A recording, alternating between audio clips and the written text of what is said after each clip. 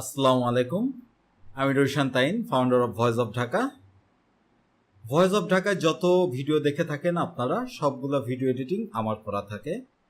আমি শুধু video edit করি না, আমি টোটাল কন্টেন্টটাকেই আসলে প্রসেস করি। মানে এক্ষেত্রে আমার যে স্ক্রিপ্ট রাইটাররা আছেন তারা তথ্য দিয়ে আমাকে সাহায্য করে, তারপর টোটাল স্ক্রিপ্টটাকে আমি সাজাই, একটা স্ক্রিপ্ট বানাই, তারপর সেটাকে সনেট ভাইয়ের কাছ থেকে ভয়েস ওভার নিয়ে তারপর ভিডিও এডিটিং শুরু করি। আমি বলা চলে voice of Dhaka behind the সিনের সবকিছু কাজই আমাকে একাই করতে হয়। আজকে থেকে আমাদের এই ভিডিও এডিটিং কোর্সের জার্নিটা শুরু হচ্ছে। আগামী বেশ কিছুদিন, প্রায় 4 মাস যাবত আমরা ভিডিও এডিটিং এর একদম বেসিক থেকে অ্যাডভান্স লেভেল পর্যন্ত আমরা কাভার করব। শুধু ভিডিও এডিটিং না, আমরা স্টোরি টেলিংটাকেও কাভার করব। স্টোরি টেলিং একটা খুবই গুরুত্বপূর্ণ বিষয়। আপনি যখন কোনো তথ্য কাউকে দিবেন বা কোনো ডাটা কাউকে দিবেন, সেটা মানুষ মনে রাখবে খুব কম, কিন্তু যখন একটা গল্পের মাধ্যমে কোনো কিছু মানুষের সামনে প্রেজেন্ট করবেন, সেটা কিন্তু মানে অনেক বেশি পাওয়ারফুল একটা ইম্প্যাক্ট ফেলবে। এখন কথা হচ্ছে, এই 2024 সালে এসে ভিডিও এডিটিং আপনি কেন শিখবেন?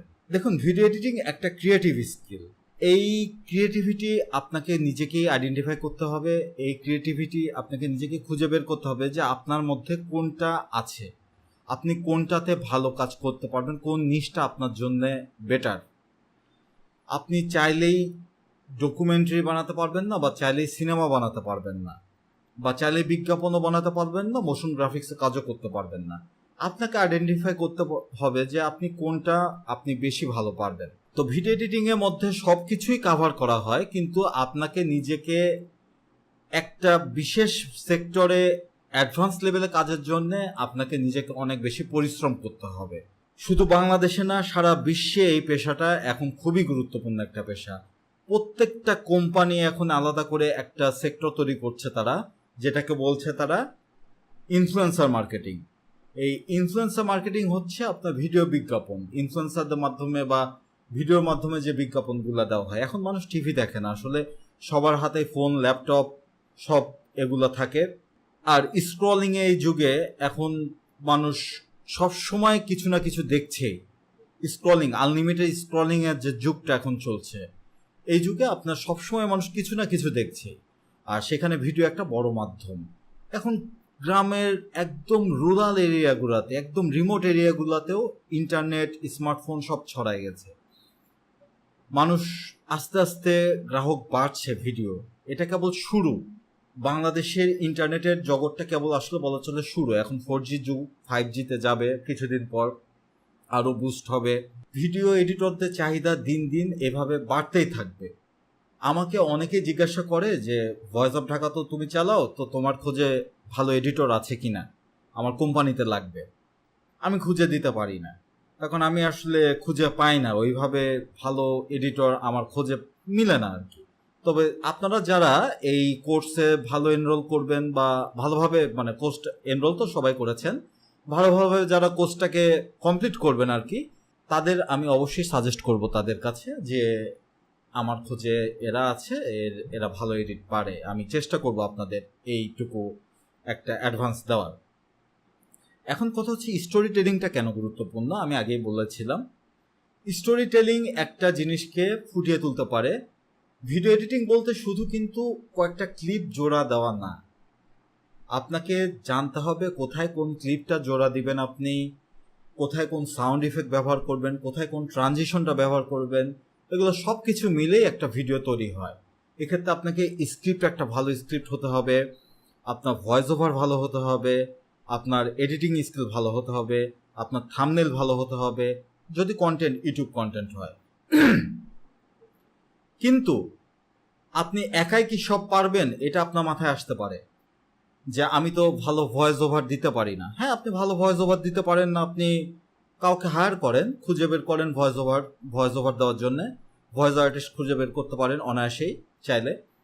এখন বিভিন্ন ফেসবুক পেজ বা গ্রুপ আছে যারা ভয়েস ওভার আর্টিস্টের মানে গ্রুপ আছে, আপনি তাদের থেকে খুঁজে বের করতে পারেন অনায়াসেই। আমি যেভাবে সনেট বাইকে খুঁজে বের করেছি আর কি। তারপর আসে স্ক্রিপ্ট। আপনি ভালো লিখতে পারেন না, ওকে, আপনি বাইরে কিছু আর্টিকেল চেষ্টা করুন, যে প্রথমে পড়ার চেষ্টা করুন। বিভিন্ন ফিচার বা আর্টিকেলগুলো পড়ার চেষ্টা করুন, তারপর সেটাকে দেখুন যে বাংলায় করা যায় কিনা। আমিও কিন্তু প্রথমে এভাবেই শুরু করেছিলাম, তারপর আস্তে আস্তে স্ক্রিপ্টটা আপনার ডেভেলপ হতে থাকবে। একদম প্রথমেই যে আপনি এই মানে খুব ভালো লেভেলে কাজ করতে পারবেন এমনটা না। আপনি আস্তে আস্তে প্রথমে 10টা 15টা 20টা ভিডিও ভুল হবে, তারপর আপনি আস্তে আস্তে নিজেই জেনে যাবেন যে কোথায় আপনার ঘাটতিটা থাকছে।